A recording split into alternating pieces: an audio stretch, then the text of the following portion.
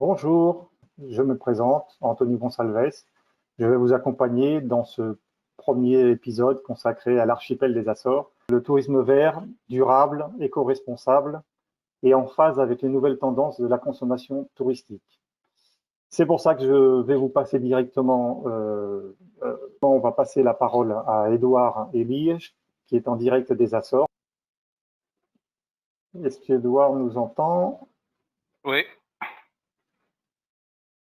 Bonjour à tous et merci au tourisme du Portugal pour cette opportunité que nous avons, si bien que virtuellement, d'embrasser nos amis français en leur proposant quelques-uns des attractions qui font des Açores une destination touristique archipélagique, européenne et portugaise si exclusive. Nous avons été révélés aux Portugais en 1427, un immense territoire tempéré de climat qui, sur les îles, surtout sur la côte sud, est normalement 2-3 degrés plus chaud, maintenant 25-26 degrés, créé par des forces volcaniques qui ont commencé à 35 millions d'années, à nous proposer ces conditions idéales pour toutes sortes d'expériences et aventures sur Terre et dans la mer. Habitat idéal pour quelques-uns des oiseaux plus précieux et plus rares de toute l'Europe. Aux Açores aussi, c'est le seul lieu où on peut observer dans l'automne et l'hiver les plus rares espèces migratoires de l'Amérique du Nord. Et autour des îles, la richesse de poissons nous positionne comme un des meilleurs pour la pêche au gros. Ici, pratiquée avec une politique soutenable de attraper et libérer, et aussi pour des rencontres avec des magnifiques cétacés et pour interagir avec les dauphins. Mais le plongée, la plongée est aussi une attraction très importante avec 30 sites archéologiques cette année déclarés patrimoine culturel de l'Europe par l'Union européenne, grands pélagiques comme le requin-baleine, le requin bleu et les plus grandes concentrations de mobulas dans toute l'Atlantique. Température qui maintenant c'est 25-26 et les mobulas continuent là. Ici, au sud de San Miguel à Santa Maria, avec les beaux et gentils requins baleines. Des magnifiques terrains de golf et établissements de sources thermales et eau de la mer chauffées par la chaleur volcanique, mais aussi 5 siècles de culture qui peut être visité dans notre architecture religieuse, civile, centre interprétatif, ou célébré par notre musique traditionnelle, fêtes religieuses très colorées, festivals musicaux pendant toute l'année, et beaucoup d'itinéraires de héritage. Le seul itinéraire d'héritage juif avec un centre interprétatif et la seule synagogue à l'Atlantique et ici aux Açores. Il y a d'autres pour l'héritage anglais, américain et même français. Chateaubriand a dédié tout un chapitre dans Mémoire d'outre-tombe à l'île Graciosa. Les Français ont vécu dans une station de télémesure dans l'île Flores entre les années 60 et 90, et beaucoup d'explorateurs comme Jacques Cousteau, comme le volcanologue Arwan Taziev ont étudié les Açores. Aujourd'hui, on continue à collaborer avec Yves Mer qui vient tous les années, au moins 2 fois par année. Les grands marins français ont fait ses voiles aux Açores et continuent à rejoindre les Açores dans des régates internationales comme celle qui se fait tous les années entre les Sables d'Olonne et Horta à l'île du Fayal. Mais pour nous, ce qui nous complète et nous rend plus belles, c'est toujours nos îles sœurs dans le groupe occidental Corveau-Flores. Flores, où il y a tout qu'on peut trouver de beau et magnifique dans la nature des Açores. Flores, qui avec Corveau, Graciosa et Saint-Georges, est déclaré par UNESCO comme en réserve de la biosphère, ce qui veut dire que UNESCO considère ces régions-là comme des exemples d'une coexistence équilibrée entre l'activité humaine et la préservation de toutes les valeurs de la nature. Corvo, avec ses 430 habitants qui sont déjà en attraction, avec la ville Eco-Museo et son bel cratère. Le groupe central, où on a un sens plus réel de archipel à cause de la proximité des îles, Terceira, où Angra do Heroísmo a été 2 fois la capitale du Portugal et la première à être distinguée par UNESCO comme patrimoine mondial en 1983 et aussi à cause de son plan renaissantiste unique dans une ville atlantique et le fait que la première vague de la globalisation mondiale par la route des épices dans le 15e siècle, plus tard avec la route de l'argent et l'or de l'Amérique du Sud dans les siècles 16 et 17, ont passé par ici. Et pendant ces années-là, vraiment, le centre de la culture occidentale était ici à Angra, avec ses beaux jardins, ses magnifiques chapelles et une capacité de fêter avec le visiteur tous les jours de ses séjours. Graciosa, avec des villes de 18 et 19e siècle très bien maintenues, ses moulins de style flamand et côtes très colorées, et Saint-Georges avec ses belles plateaux côtières. Ici, Courges a été considérée par vote populaire comme la plus belle au Portugal. Ici, à Saint-Georges, on produit le meilleur lait de vache de toute l'Europe et le plus fameux fromage des Açores. Et ça, veut dire beaucoup parce que nous, aux Açores, nous produisons 30% de tout le lait de vache au Portugal et plus que 50% de tous les fromages dérivés de lait de vache. À Pico, on a la plus belle montagne du Portugal et un paysage viticole patrimoine mondial de l'UNESCO. Ici, l'homme a réussi de produire le vin à partir de la pierre et ces petits murs qu'il a mis en place pour protéger les vignobles si alignés, pouvaient donner 3 tours à l'équateur, avec belle vue sur les îles voisines comme Fayal, où on a une des plus belles baies de tout le monde, fréquentée tous les années pour plusieurs plaisanciers, entre eux 6 à 700 sont français. Ces plaisanciers ont transformé le bar de Peter dans le plus populaire au monde, et ça avec le volcan Kaplinhos de 57, très bien étudié par le professeur Arwan Taziev, ont gagné pour Fayal plusieurs prix de destination européenne d'excellence.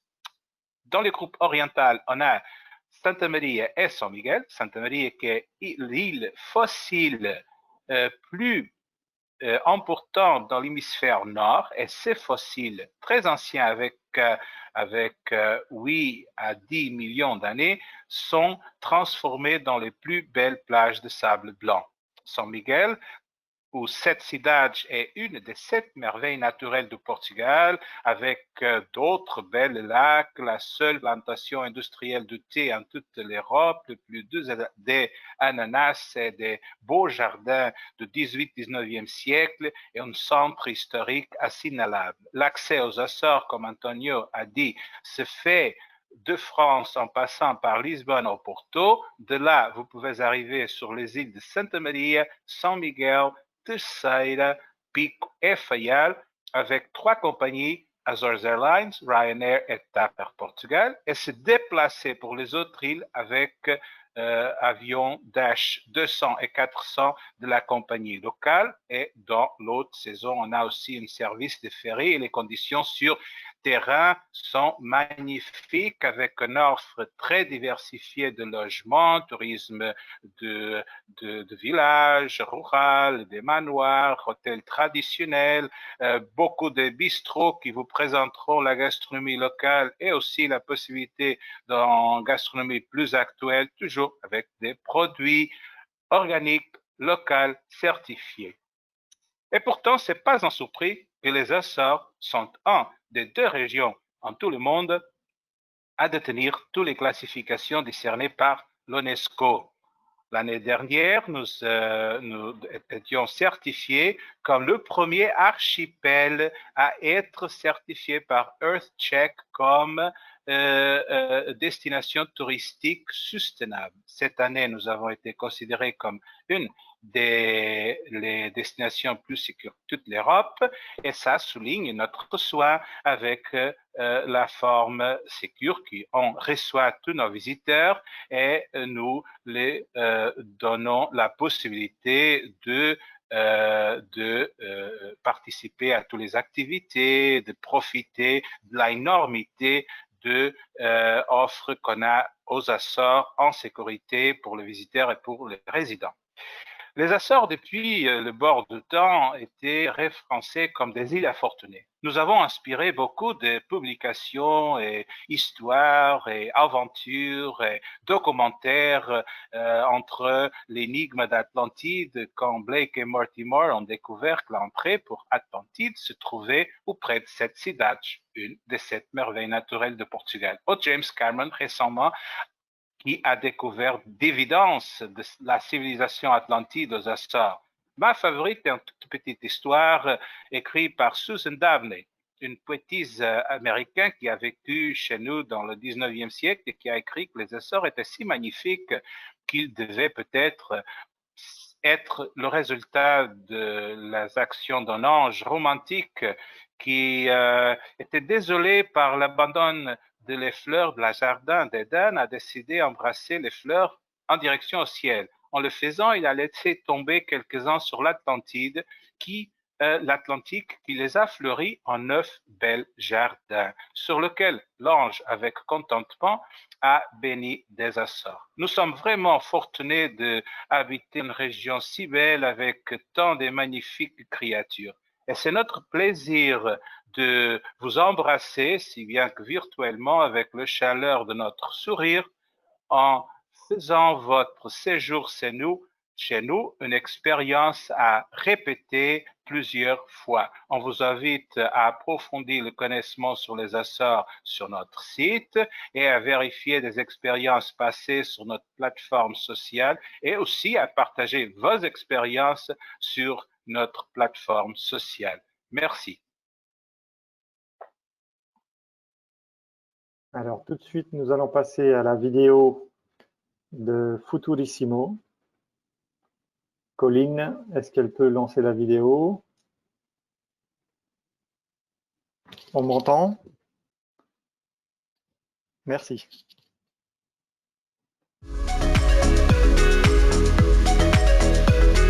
Hola, c'est Mélissa de Futurismo Azores Adventures. Je suis française et ça va faire maintenant 2 ans que j'ai décidé de venir m'installer aux Açores. Pourquoi, vous vous demandez? Eh bien, je suis tout simplement tombée sous le charme de ces 9 îles volcaniques au beau milieu de l'océan Atlantique, riches en histoire et en culture. J'ai déjà visité 6 d'entre elles et bientôt je les aurai toutes faites. Entre le fameux vin de Pico, la marina colorée d'Horta ou les gigantesques cascades de Flores, il est impossible de rester insensible sous le charme d'autant de beauté naturelle. Et c'est dans la capitale des Açores, à Ponta Delgada, que se trouve l'une des premières agences d'observation des baleines de l'archipel, Futurismo. Mais Futurismo, c'est pas qu'une agence de whale watching. Avec plus de 30 années d'expérience et un personnel interculturel, on conjugue tourisme avec science et éducation. En fait, notre équipe de biologistes marins étudie et partage des données scientifiques avec des institutions dans le monde entier.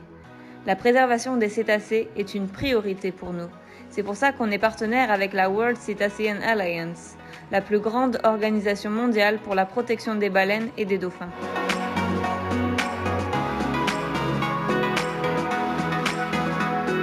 À Futurismo, on propose aussi des activités en plein air sur la terre ferme, comme des excursions en van, du vélo ou encore des randonnées.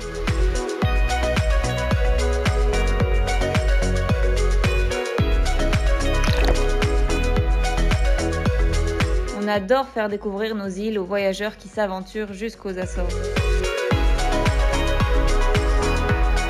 Alors, ça vous a donné envie de nous rendre visite? On vous attend ici, au paradis de l'Atlantique.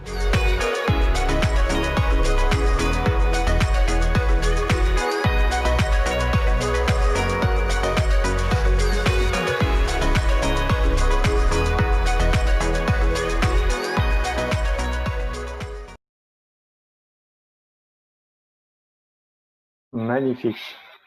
Franchement magnifique. À couper le souffle ces images. Alors nous allons partir tout de suite à Picos de Aventura avec Leandro Silva. Leandro? Oui, bonjour à tous. Je m'appelle Leandro Silva et je suis le responsable des ventes ici chez Picos d'Aventura. Nous sommes une agence d'animation touristique aux Açores et nous avons plusieurs activités à vous proposer pour vous aider à mieux découvrir les Açores. Et tout ce qu'on a à vous offrir, je vous fais peut-être d'abord un petit tour des lieux. Nous sommes ici dans ce beau petit port en plein centre-ville à Ponta Delgada. Et comme je suis assis ici dans la chaise du capitaine de notre joli petit nouveau catamaran, je vais commencer par vous parler un petit peu de nos activités en mer. Ce que nous faisons ici, c'est surtout l'observation des cétacés. Comme vous savez, ici en plein milieu de l'Atlantique, nous avons la chance de pouvoir voir plusieurs espèces de baleines et dauphins pendant presque toute l'année. Dont comme celle-ci, excusez-moi juste un instant, hop, voilà. Donc en total, à peu près 44 espèces de baleines et dauphins que vous pouvez voir ici toute l'année. Bien sûr, quelques espèces sont migratoires, donc elles sont pas, elles n'habitent pas ici forcément. Et nous avons aussi plusieurs sortes de bateaux à vous proposer. Donc malgré notre nom, Picos d'Aventura, l'aventure, c'est pas tout ce qu'on fait ici. On a aussi des activités à proposer à des gens qui veulent pas trop d'aventure, ou des gens qui sont un peu plus âgés. Nous commençons donc par notre petit catamaran que je vous ai montré. Il est tout nouveau, il est là à peine depuis 2 mois à peine. Et donc celui-là est bien sûr bien plus confortable. Vous pouvez vous asseoir à l'intérieur, vous protéger de la pluie, du vent. Et nous avons aussi des petits zodiacs comme celui-ci. Et celui-là est bien plus aventurier, c'est bien plus rapide, et c'est pour ceux qui cherchent un peu plus l'aventure. Nous faisons également d'autres activités en mer, comme la nage avec les dauphins, qui sont 100% sauvages, et en toute sécurité, bien entendu. Et ensuite, nous faisons également plein d'activités dans l'île, en elle-même, commençant par exemple, le canyoning, qui est une sorte de mélange entre rappel et cliff diving, qui est fait en plein milieu de nos forêts et plein milieu de nos gorges, là où coulent des petits fleuves. Et le but du jeu, c'est de descendre le plus rapidement possible en utilisant plusieurs techniques avec un de nos guides professionnels. Encore une fois, pour ceux qui cherchent pas trop d'aventure, nous offrons également des randonnées dans de belles montagnes. Je ne sais pas si vous arrivez à voir derrière moi, et celle qui est là-bas, tout au fond, c'est le lac du Feu, un des endroits les plus connus ici dans notre île. Et en plein milieu de la montagne, il y a un lac également, là où on descend en faisant des randonnées, en passant par des petits chemins de terre. C'est juste génial. Et encore une fois, pour ceux qui veulent pas trop marcher, nous proposons aussi de vous montrer ces mêmes endroits, mais en utilisant des cars ou alors des fourgons pour cet effet. Et aussi pour vous montrer tout ce qu'on a à découvrir ici au milieu de l'île. Par exemple, le lac Afernas, de tout de l'autre côté de l'île, nous proposons également des petits tours en canoë et aussi des tours dans les jardins où vous puissiez profiter également des sources d'eau chaude qui sont disponibles ici dans notre île. Donc, venez nous voir et à bientôt. Merci bien, Leandro. Ça donne vraiment très, très envie de partir. Alors, nous allons passer maintenant à la partie questions-réponses. Je laisse la parole à Anne-Sophie, Colline et Rui Amaro. Oui, bonjour à tous. Alors, concernant les questions, c'était surtout à propos des conditions d'entrée actuelles aux Açores. Vous avez été plusieurs à nous demander s'il était nécessaire d'effectuer des tests PCR négatifs. Alors, pour toutes les informations sur les conditions d'entrée actuelles aux Açores, vous avez donc la page internet de l'Office de tourisme des Açores, visiteazores.com, voilà, qui décrit vraiment toutes les mesures actuelles. En tout cas, voilà, sachez qu'effectivement, à ce jour, et je pense qu'Eduardo pourra rebondir là-dessus, il est nécessaire de présenter un test PCR négatif pour entrer sur le territoire. Il faut que ce test ait été effectué dans un délai maximum de 72 heures, ce qui peut être un petit peu compliqué actuellement. Sachez qu'il y a une deuxième solution, c'est d'effectuer également à votre arrivée à l'aéroport de Ponta Delgada. Eduardo, peut-être souhaitez-vous justement rebondir là-dessus, donner un peu plus de détails à nos participants? Oui, comme on dit, on a trois possibilités. Ou vous arrivez avec un test et vous entrez dans la file de rapide, vous montrez le test et c'est fait. Vous partez avec l'entreprise qui vous fait votre transfert, ou nous vous offrons une test gratuite. La troisième possibilité, c'est retourner chez vous. Mais c'est facile. Ou vous prenez le test. Si vous passez par le Portugal, vous avez aussi la possibilité de le faire gratuitement dans des territoires qui ont le protocole avec la région autonome des Açores. Il faut réserver le test avant. Les gens qui viennent de toutes les autres provenances vont avoir un incentive qui a été annoncé hier par notre président et sur la forme d'un voucher qui va le rembourser un peu les dépenses qu'ils ont eues avec le test et qui permettrait dépenser cette incentive dans des restaurants ou dans des services locaux. C'est facile. Eduardo, une autre question complémentaire par rapport au test. Est-ce que vous arrivez à estimer à peu près le temps pour obtenir le résultat lorsque le test est effectué à l'aéroport? Les îles de San Miguel et Terceira sont un peu plus vite que les autres parce que les tests, les laboratoires sont localisés dans ces îles-là. C'est-à-dire les arrivées dans San Miguel et Terceira sont rapides. Les résultats sont faciles d'obtenir et rapides. Dans d'autres îles, dans les autres trois entrées, Santa Maria, Fayal et Pico, sera un peu plus tard parce que le test doit être envoyé vers Terceira ou vers San Miguel avant de recevoir le résultat. Merci beaucoup, Eduardo. On a un autre type de question. Donc, ça serait quelle est la meilleure époque pour l'observation des baleines et autres cétacés?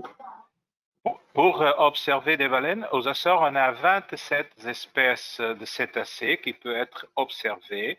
Les rocailles, les baleines de barbe, normalement, c'est dans l'été, dans le printemps jusqu'à le commencement de l'été, c'est-à-dire la baleine bleue, la baleine de bosse.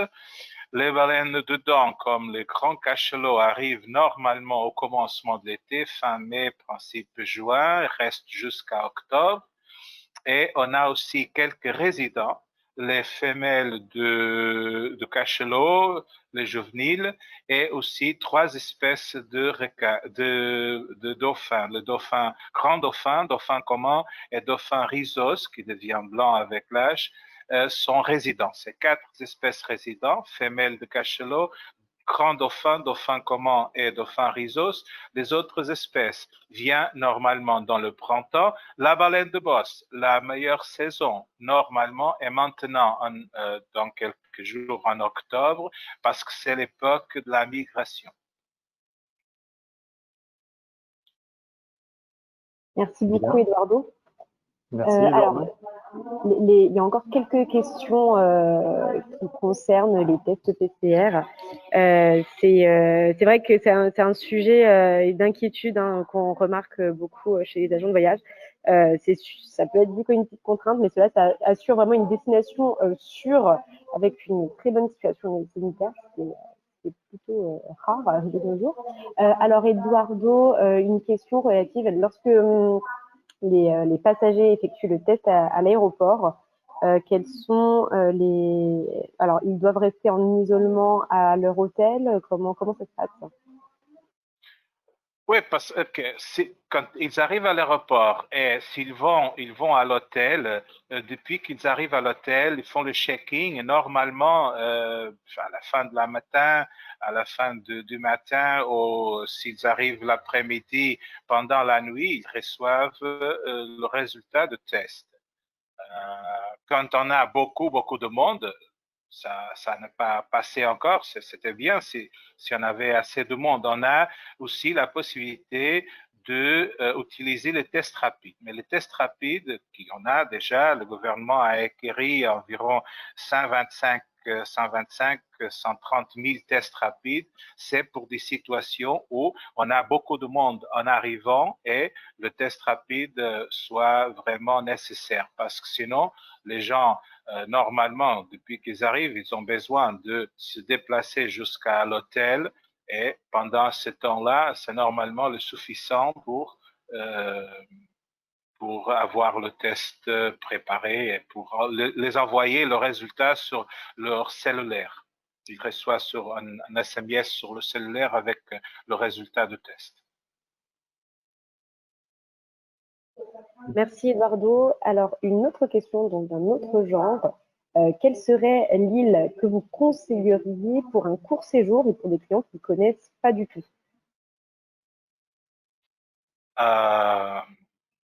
Pour un séjour, bien, toutes les îles sont bien. Parce que, par exemple, San Miguel, qui on pense toujours, parce que la plupart des images, c'est d'une île avec plusieurs de touristes, mais la vérité, c'est que San Miguel est vraiment 6 îles qui se sont rejoindre pendant beaucoup d'années. Il y a une partie de San Miguel, par exemple, qui a 5 millions d'années, et la partie plus jeune se trouve Ponta Delgada a seulement 50 000, c'est-à-dire on peut vraiment s'éloigner. Il n'y a jamais trop de monde aux Açores, ni trop de monde dans des îles. Et évidemment que Corvo, avec 430 personnes, c'est une île magique. C'est peut-être ce qu'on imagine être une île où tout le monde se connaît, tout le monde se voit, tout le monde sait qui est sur l'île. Mais vraiment, toutes les îles sont vraiment intéressantes. C'est un peu difficile de choisir parce que chaque île a été créée par des volcans différents, c'est-à-dire la géomorphologie de chaque île est différente. Et puis, comme chaque île a été habitée, peuplée par gens de provenances différentes, même quand on parle portugais, le portugais, l'accent de San Miguel est complètement différent des accents des autres îles, la musique, la gastronomie, même la physionomie. Les gens du groupe central ont une physionomie complètement différente des gens du groupe oriental, parce qu'au groupe central, les colonnes ont venu de la flamande. De la Flandre, ce qui est aujourd'hui les Pays-Bas et la Belgique et tout ça. Pour ça, chaque île est un monde en soi-même. Ce qu'on peut dire, c'est que si vous voudrez quelque chose vraiment petit chez l'habitant, bon, vous choisissez île plus petit. Mais ça est aussi accessible à San Miguel. Merci beaucoup Eduardo pour toutes tes réponses. Voilà. Y a-t-il encore d'autres questions du côté de Oui, Colline? Eduardo, il y avait une question sur le vin à Pico. Est-ce que vous pourriez nous en dire un peu plus? Ah, le vin, l'actualité. Ah oui. Le vin de Pico est vraiment un vin très spécial. Pourquoi? C'est un vin volcanique. Quand les gens sont arrivés à Pico, ils sont arrivés du Fayal. Et la région où ils sont arrivés, c'était de la roche volcanique, de la lave havaïenne. Il n'y avait pas de terre. Ils ont eu besoin d'écraser la pierre, transporter terre de Fayal jusqu'à Pico, remplir les trous qu'ils avaient créés dans la roche avec cette terre-là et puis mettre les vignobles. Les vignobles qui, selon la tradition, ont été introduits par des franciscains avec des vignobles qu'ils ont apportés d'Italie. Il y a trois espèces, le verdelho, le trentêche et le arinto. Ce sont des vents blancs. Avant la moitié du 19e siècle, il n'y avait pas de vent rouge aux Açores. Il y avait seulement des vents blancs, des vents volcaniques blancs. Maintenant, quelques-uns des producteurs, ils les mélangent. Et quelques-uns de ces vents-là ont gagné des prix des meilleurs et plus prestigieux vins du Portugal. Pourquoi? Parce qu'ils étaient vraiment petits. C'est un vin avec une très grande histoire. C'est un vin originaire du 15-16e siècle. C'est un vin qui était beaucoup exporté pour les États-Unis dans les 18 et 19e siècle, à cause du fait que le consul des États-Unis, qui est le plus ancien consul dans tout le monde, il fonctionne aux Açores depuis 1795, a été basé à Horta et il exportait ses vins. Pour vous donner une idée, des Açores ont exporté aux États-Unis 10 fois plus de vin que de Madère. Les Américains, comme ils ne savaient pas prononcer sèche, seco, ils disaient qu'il era sack wine, au vin de New York, parce que la plupart passaient par la douane de New York. Et c'est un vin qui peut arriver à des degrés très très hauts sans quelques sucres ajoutés. Dans les années fin des années 90, Czar, c'est une des producteurs, il a réussi d'avoir un vin qui est arrivé à 21 degrés naturellement. Et cette vin-là qui est il le reste, je crois, que 2 à 3 bouteilles, a été vendu entre 500 000 euros par bouteille. C'était une rarité. Et c'est ces rarités qu'on dégoûte aux Açores. C'est-à-dire, c'est pas vrai. Quand on veut boire quelque chose, on boit de l'eau. Quand on boit du vin, on doit boire de l'histoire. On doit goûter quelque chose qui vraiment nous rend heureux et qui nous fait sentir spécial. Et c'est ça qu'il y en a avec le vin de Picot. Il y a d'autres questions, Colline? Oui, il y a une question de Frédéric Esquer qui demande si on veut affréter des avions sur les Açores, sur quelle aide peut-on compter et qui contacter? Maintenant seulement la compagnie aérienne SATA. Je ne sais pas combien ça coûtera, mais c'est un avion, le plus petit, c'est un Dash 200 qui a capacité de 35 passagers. L'autre, c'est le Dash 400 pour 80 passagers.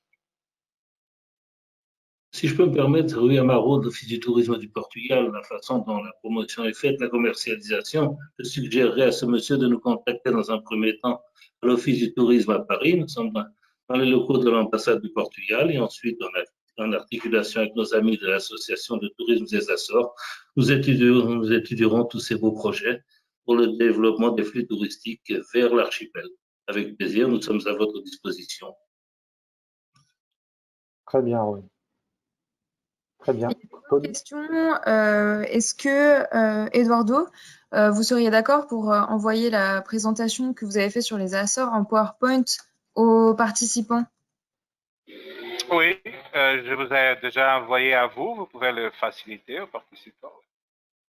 Ok, super, bah, je le reverrai. Merci. Je vous en prie. Il n'y a pas d'autres questions, du coup? Non? Alors non, il n'y a pas de nouvelles questions actuellement. Bon. On a fait le tour des questions. Je pense qu'on a fait le tour. En tout cas, on est ici, l'Office de tourisme du Portugal à Paris, on peut vous répondre, vous n'hésitez pas. Oui, et vous avez mon email aussi sur la présentation si vous avez besoin de quelques renseignements. Ça sera mon plaisir.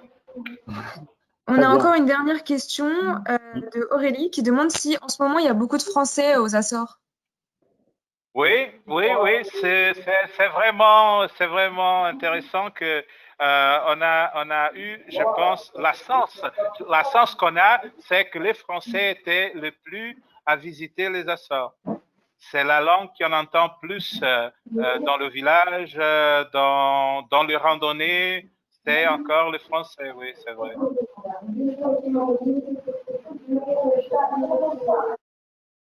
Même pour la plongée, je crois que le français, on continue. Oui, le français ont surpassé les Allemands cette année. Oui. Très bien. Il y a d'autres questions ou pas? Du coup, je vois pas d'autres questions. Dépasser les Allemands, ce n'est qu'un début. Plus rien n'arrêtera le marché français vers les Açores. Avec l'aide de tous nos amis qui participent, on y arrivera. Exactement, oui. Exactement. Je pense qu'on a fait le Non, tour. c'est vraiment.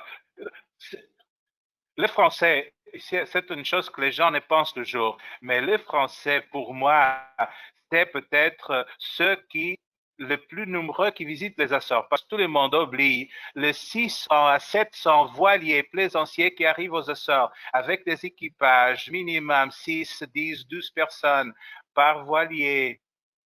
Et c'est pas compté dans les chiffres officiels. Exactement. Hein? Oui, tout à fait. Peut-être les Français ne sont pas type Açores, mais beaucoup. Très bien. Donc, On a une dernière question avant qu'on très bien. ferme. Encore une parce que Ah, mais c'est tant mieux, tant mieux, tous tant les mieux. hôtels, est-ce que tous les hôtels sont ouverts actuellement ou certains ont dû fermer? Alors, la plupart des hôtels sont ouverts, oui. La plupart des hôtels sont ouverts. Évidemment qu'il y avait des chaînes, il y avait 3 à 4 hôtels, ils ont fermé quelques-uns de leurs hôtels. Mais la plupart sont ouverts, oui. Et avec des conditions de sécurité normales. Très bien. Merci, c'est tout. On n'a pas d'autres questions. Ah, si, une dernière. Peut-être qu'il y en a d'autres qui sont en train d'être composées en ce moment par les auditeurs. Peut-on à nouveau se baigner dans la piscine du Terra Nostra? Oui, c'est ouvert. La Terra Nostra, c'est ouvert déjà. Et les autres piscines en dehors sont déjà ouvertes aussi. La piscine de Beja, qui est ouverte aussi. Et aussi dans la mer, dans les eaux de Freria, qui est le point plus occidental d'île de San Miguel. C'est une zone magnifique où l'eau de mer est chauffée par une source volcanique. Et à la basse mer, il peut arriver à 60 degrés. C'est trop chaud. Il faut attendre un peu que la marée monte un peu pour arriver à un agréable 30-40 degrés, puis on peut se baigner dans la mer. Ah, en hiver, c'est une très bonne. Ah, bah, en hiver, oui. c'est impeccable. Oui. Bien. Alors du coup, on a d'autres petites questions. Comment se Bien. passe le déroulement des excursions en cette période? Les excursions, c'est comme normalement. C'est comme l'excursion avec quoi? Un guide, oui, il y a un guide, les gens sont certifiés. Si vous êtes dans une voiture, il faut utiliser la masque. Si vous êtes dans la nature, ou bien vous avez la distance. La distanciation de sécurité, Ouais. oui, tout à fait. Oui. Parce que Là, de toute façon, les protocoles maintenant, c'est les protocoles européens, donc. Oui, hier dans un webinaire, ils avaient une agence. Ah, il y a Leandro qui voudrait peut-être intervenir. Au niveau des groupes, par exemple dans l'autocar, est-ce que c'est comme au Portugal continental, la capacité 2 tiers de l'autocar qui ne doit pas être, la capacité ne doit pas aller au-delà des 2 tiers de l'autocar? Oui. C'est la même législation pour bien préserver les sécurités du groupe. D'accord. C'est tout à fait ça. Je voulais juste dire qu'on a en effet mis en place plusieurs mesures de sécurité pour garantir la sécurité de tous les participants dans toutes les activités que nous faisons ici à Açores. Et je crois que la plupart des agences ici ont fait exactement la même chose puisque c'est obligatoire, dont la distance sociale, et comme M. Elias a dit il y a un instant, donc l'utilisation des masques de sécurité, et on a aussi réduit le nombre de passagers, des participants par activité, justement pour garantir qu'il y a une distance plus grande entre les personnes qui font des activités avec nous. Très bien. Donc, on a pu Concernant voir. la vie, Oui, il y avait une oui. autre petite Alors, question concernant la vie quotidienne, notamment les restaurants, les cafés. Est-ce qu'il y a des restrictions horaires le soir? je pense que maintenant, il doit fermer à environ 10 heures, oui. C'est 10 heures maintenant. 22 heures. Oui, 22 heures. D'accord. Oui, c'est ce qu'on a, nous, ici, maintenant, à Marseille et sur la région parisienne, Paris. Oui. Ouais. On a une question sur les meilleurs terrains de golf aux Açores. Aux Açores, on a à San Miguel deux. Une est très, très spéciale parce que c'est le résultat de l'augmentation dans Mackenzie Ross de les années 30, qui était le second ou troisième plus ancien de Portugal. Il y a en discussion si nous sommes plus anciens que le club de Estoril ou moins ancien. Le plus ancien, c'est le terrain de golf de Porto. Et qui est dans une forêt de cyprès japonais très, très, très joli, très magnifique. L'autre, c'est un terrain de 27 trous qui est sur la côte. C'est-à-dire, à San Miguel, on peut jouer vraiment 5 différents jeux de golf. On peut jouer le vieux Mackenzie Ross, on peut jouer le terrain avec le 18 trous augmenté, et puis on peut faire 3 différents à bataille, qui est un terrain avec le mer comme fond. À Tsaïra, il y a un autre terrain de golf, 18 trous, dans une belle forêt de cyprès japonais aussi. Bien. Colline, Anne-Sophie, Rouille, est-ce que vous avez des choses particulières? Peut-être plus. Rouille, on n'entend pas, ton micro est coupé, il me semble. Moi, on a fait le tour. On a fait le tour. OK. Donc, les principaux points qu'on voulait vous rappeler, qu'on avait dit, c'est le Portugal est une destination ouverte, on l'a bien vu, bien desservie avec les vols. Donc, je tenais à le repréciser, les 235 vols par semaine depuis 15 aéroports, quand même, c'est pas mal.